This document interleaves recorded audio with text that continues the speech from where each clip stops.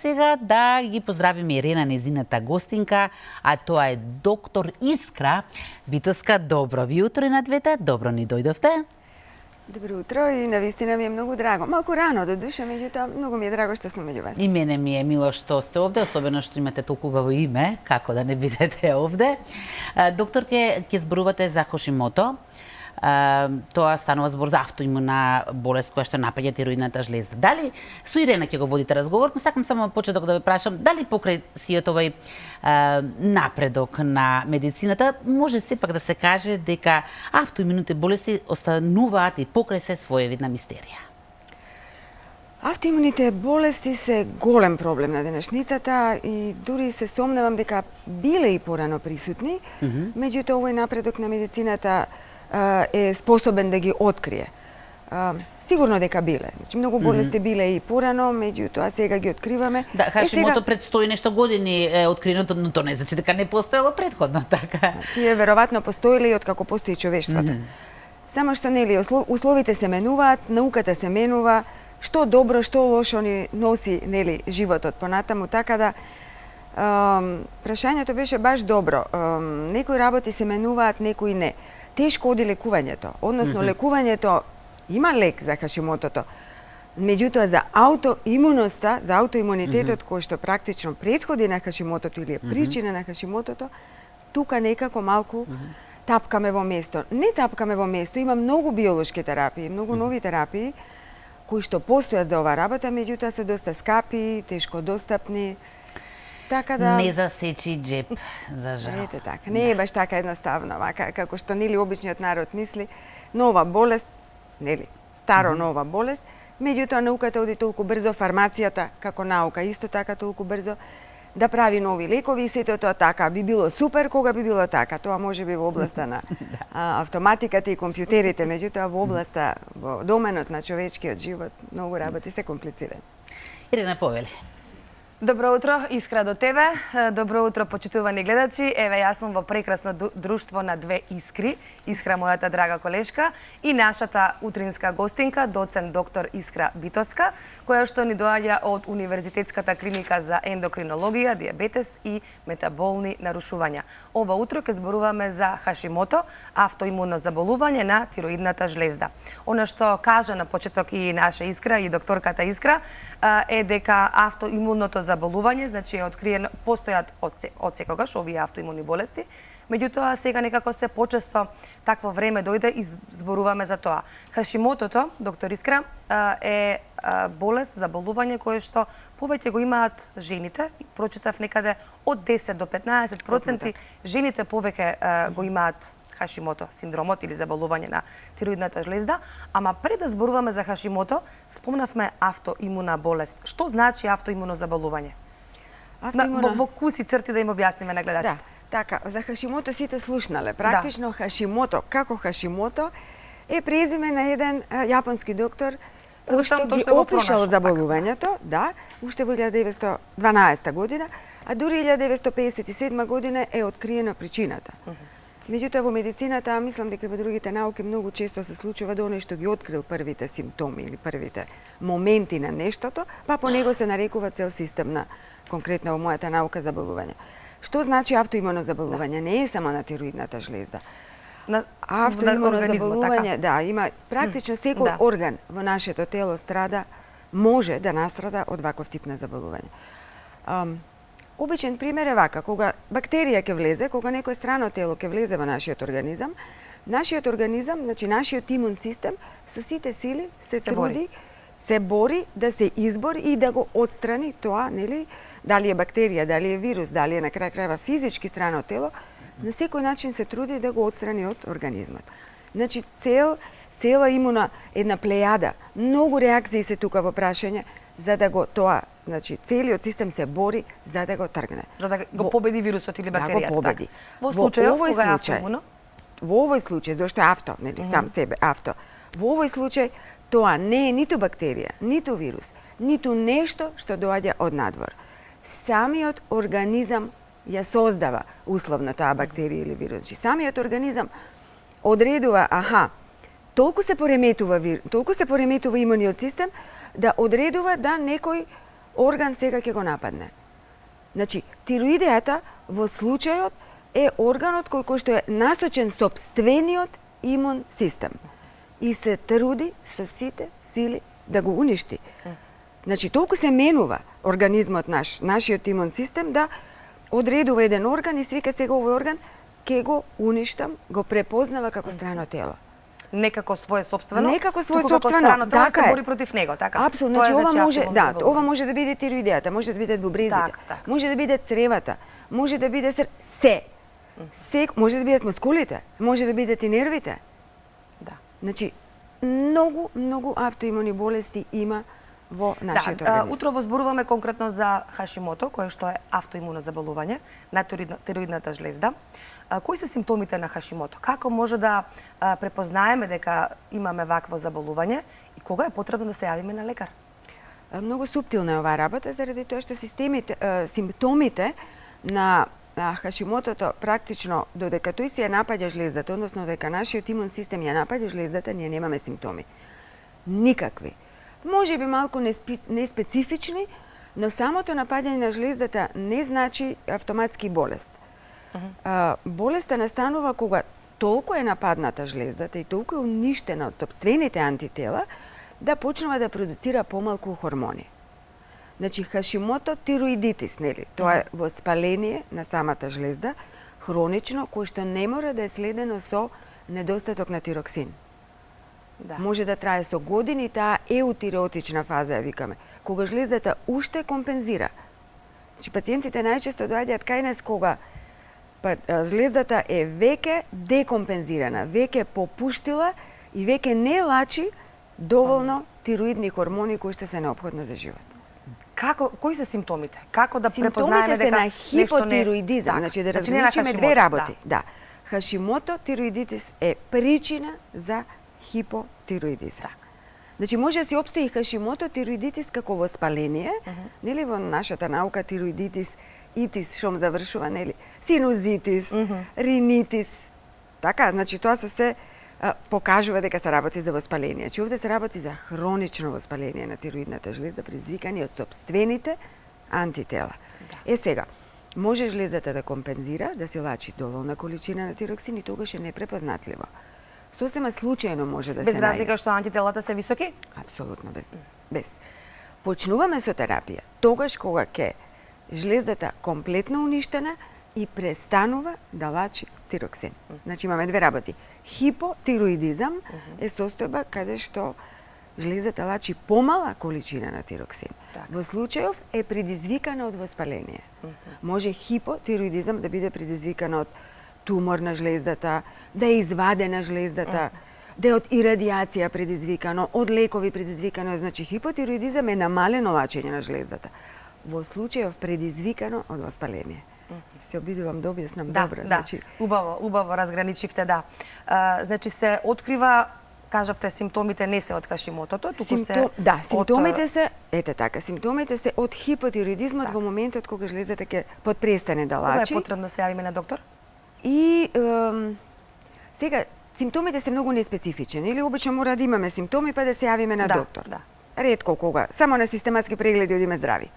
Сега, во случајов симптомите се многу неспецифични. Значи, замор, слабост, малаксалост, паѓање на коса, кршливи ногти, нерасположение, поспаност. Многу често може да се помешаат со хроничен стрес, со умор, со денешниот начин на живење. Значи, нема некои специфични симптоми, меѓутоа со тек на времето овие се појачуваат и мора, нели, пациентот во еден момент да се јави на доктор. Доколку е жена и доколку е во репродуктивен период, а најчесто се, нели, појавува овој Хашимото тироидитис кој што е во 90% причина за хипотироидизмот, доколку е жена, многу често настанува пореметување на менструалниот циклус.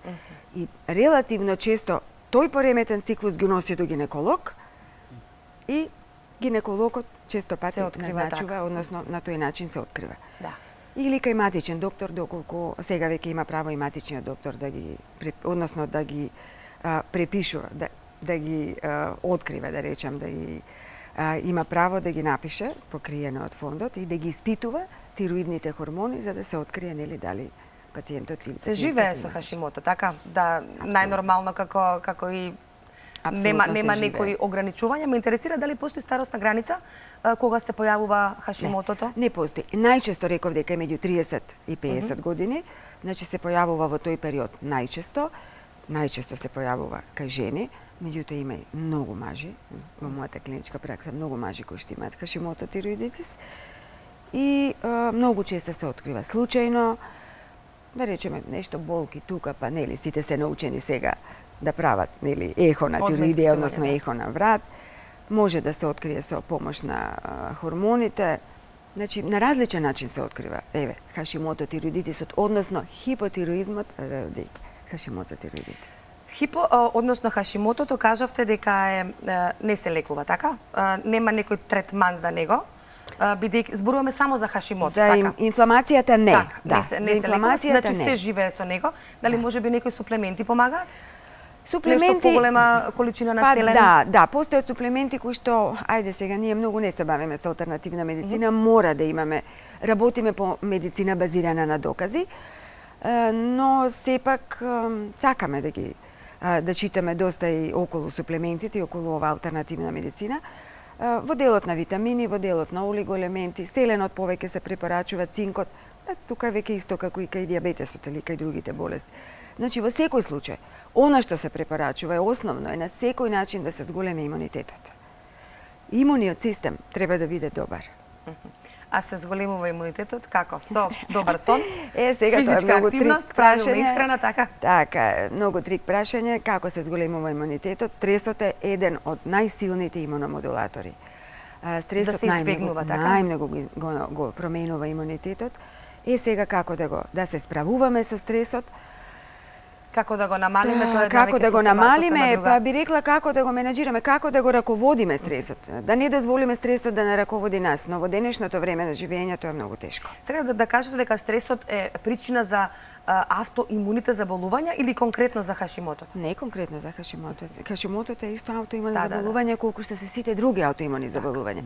Добрата работа е што може да се лекува. Последиците од Хашимото тироидитисот може да се лекуваат со обична таблетка левотироксин. Ме разбирате? И се пие доживотно, така? Се пие доживотно, да. Наутро, на гладно се пие доживотно, но вака генерално тоа е една од најлесните болести. Сега малку може би претерувам, меѓутоа само со една таблетка и едноставно последиците од Хашимото да се регулираат хормоните, така? Тоа е потребно со таа таблетка. Хормоните мора да бидат избалансирани.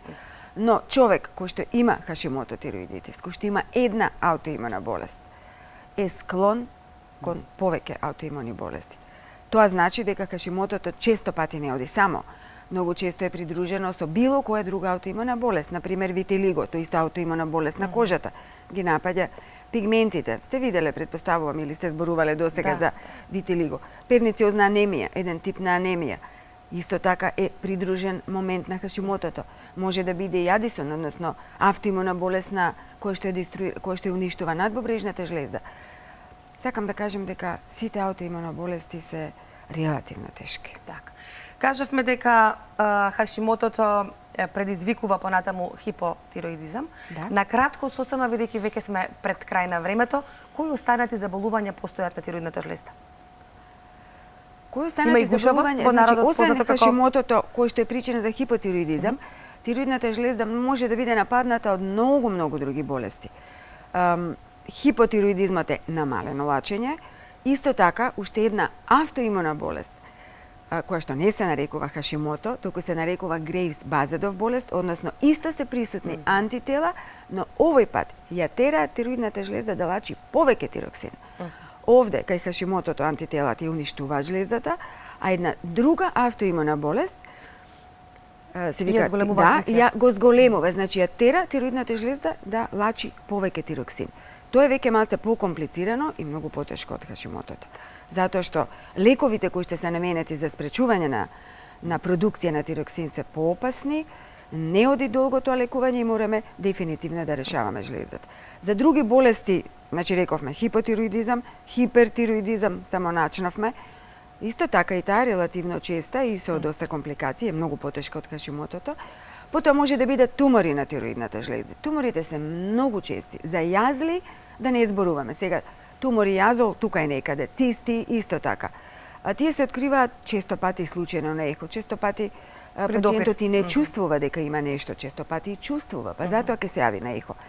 Значи, јазлите на тироидната жлеза се многу во последно време. Не велам во последно време, си постоеле и порано, ама сега секој оди на ехографија, на ултразвук на тироидната жлеза и благодарение на ултразвукот се открива се и најдобро да се открие апсолутно на време.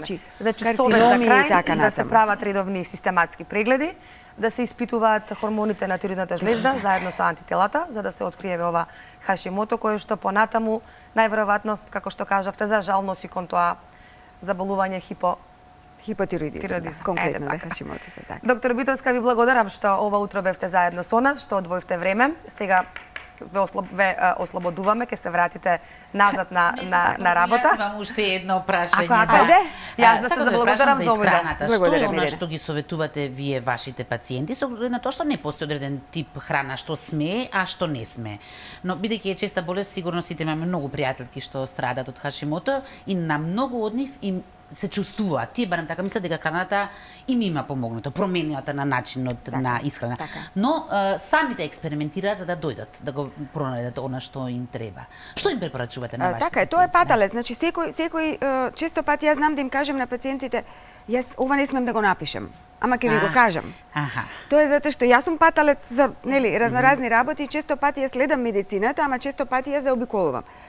Промени во исхрана во делот на често пати ти имаат и глутенска интолеранција. Често пати, како што спомнав, аутоимуноста не се држува само на тироидната жлеза.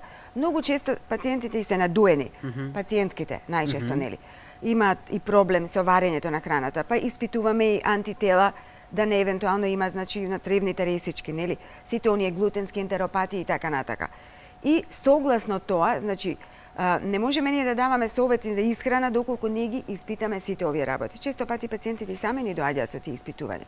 Значи се види да не има случајно и аутоимунитет према цревните ресички и во тој случај веќе е безглутенска исхрана.